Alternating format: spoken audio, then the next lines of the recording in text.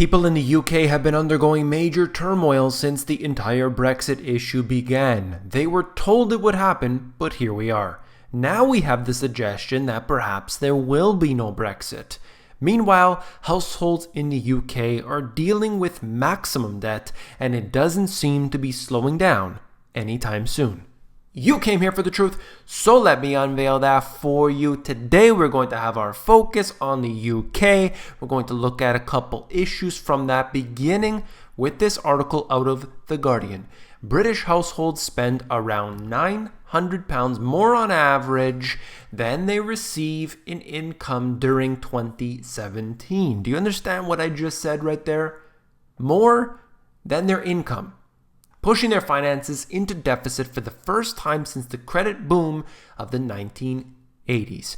We are talking about a scenario that has become global. More and more people are falling further and further into debt. Now you look at that person and they have 2 cars, they have a home, they're employed, and they go on their vacations once a year and everything looks fine. But it's all being financed with debt. All right. The Office for National Statistics said that the shortfall amounted to nearly 25 billion, equal to almost a quarter of the NHS budget, and the overspend was mostly paid for with borrowed money. Though households also ran down savings. There are no savings. People don't save money. And if they do, they're also taking on maximum debt at the same time. I know a lot of people that carry on credit card debt and then contribute to their retirement account. What is the point of that when you're paying 20% or in some cases more on that? It's ridiculous. The figures pose a challenge to the government, which was warned last year that Britain's consumer credit bubble of more than 200 billion was unsustainable. A dramatic rise in debt-fueled spending since 2016 has also taken place against the backdrop of the Brexit vote, which triggered a rise in inflation at a time of weak wage growth. There's more to it than Brexit, and I do believe that Brexit is being used as sort of the scapegoat here. I just wanted to point that out. Analysts warn that the squeeze in household incomes from benefit cuts, lackluster wages, and high inflation would continue to force poorer households to borrow more to pay basic bills. I would also interject that this is affecting the middle class as well, not just the people at the bottom end of the spectrum, all right? So further along into this article touches on a couple things that I just wanted to get to. It's really unfortunate that this very useful data is so heavily sprinkled with the phrase that households are living beyond their means, which is true. The reality is that too many households here in Britain in 2018 simply cannot make ends meet, however hard they try. They cannot make ends meet, and I like the point they make here. He added, not having enough money to make ends meet is not the same thing as living beyond your means, which implies you have the choice when too many people do not. They cannot make ends meet. I mean, think about what that means. We're talking about the middle class here. Tons of people who are not below the poverty line based on the statistics, but in fact, they're poor. They can't make ends meet. That's just the way it is, but they don't classify as that. And I think that a lot of people are in this scenario where you have, as I said, they've got all the bells and whistles, they've got all the wonderful things in life, but they've taken on so much debt and they physically are unable to ever pay that off. How do they intend on getting out of this mess? That we're just going to grow? That our wages are going to grow? No, it's not going to happen. Many people feel that they are somehow going to be able to withstand what's coming because, they own these stocks or maybe they own real estate or what have you, but it's all going to come around. Everybody will be affected by it. Some people will be affected greatly and others will have to deal with the consequences. Look, if you own a business and think, look, I'm fine, I'm doing well, my business is doing great. Well, if everybody else is suddenly out of a job, do you think you're going to encounter some slowdown? Maybe you will not have the same, negative impact of other people, but there's a ripple effect. Everybody is, in fact, affected by everyone else, whether it's geographically, people that are close to you, if you have a brick and mortar type store, or whether it's different countries, imports and exports, and so on. Okay, let me move on here. Financial position of UK households. You can see where that has gone recently over the last little while, probably showing from this is, I would assume, about 2016 or so, declining from there. But again, after the financial crisis, we had this, and you can see where it peaks out here. And ever since then, it has been going downhill. There has been a big change in this time frame where we saw the entire world, which was supposedly just the subprime mortgages. Subprime mortgages were, in fact, the reason why this fell, supposedly, okay? Nothing about what's underlying all of that. We're not allowed to talk about the derivatives, and nobody talks about it. If you just hear, go turn on any financial channel, look at any newspaper, even look at the books of the people who are in the know. They never talk about derivatives because they know how frightening it is. And we saw how this one little issue of subprime mortgages really showed what's going on behind the scenes. And they covered it up, but they can't do it forever.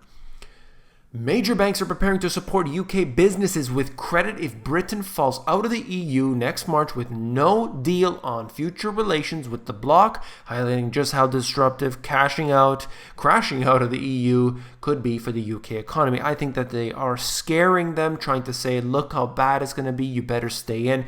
Don't leave Europe. That's the whole thing, which I think is ridiculous.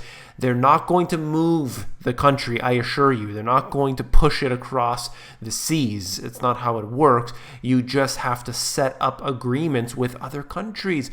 You know, you can have Britain, for example, can go and say, Italy, let's do a deal. I want this product and you can have our product and we'll do business. Let's sign on this paper and that's it. You don't need to be part of this bloc.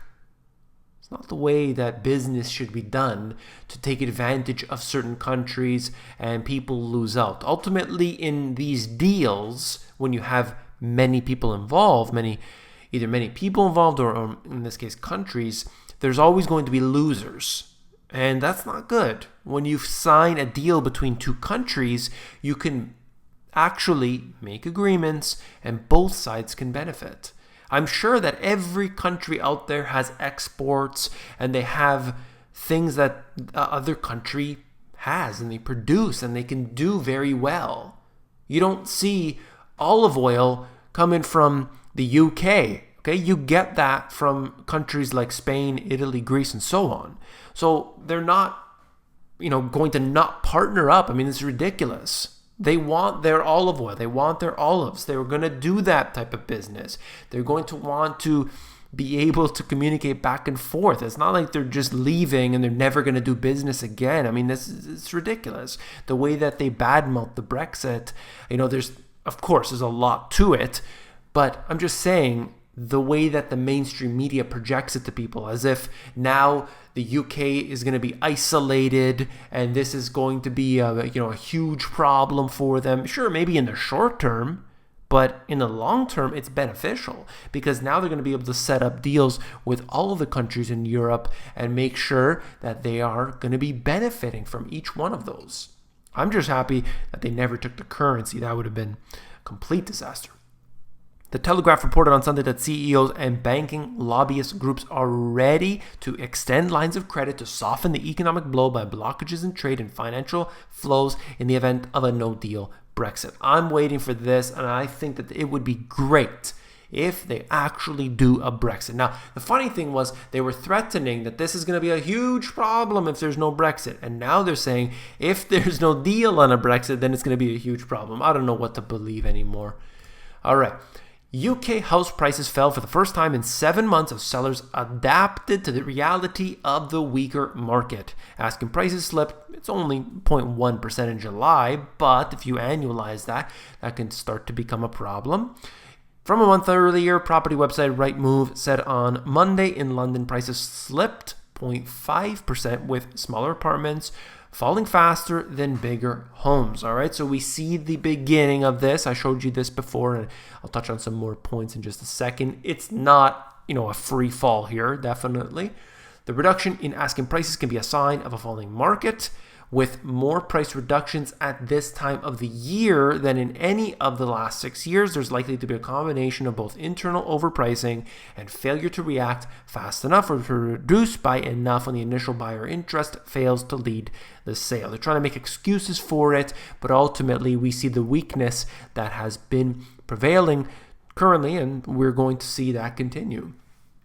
As long as we see interest rates rising, then of course the housing market will be affected by that. That's not really a factor. They never do that. Real estate agents don't know about that anyway, because they have lived throughout a time. Most real estate agents that are working today have been working throughout this period of time where they have not seen a crisis. And that is in certain areas, not the US of course, but they all seem to have amnesia anyway.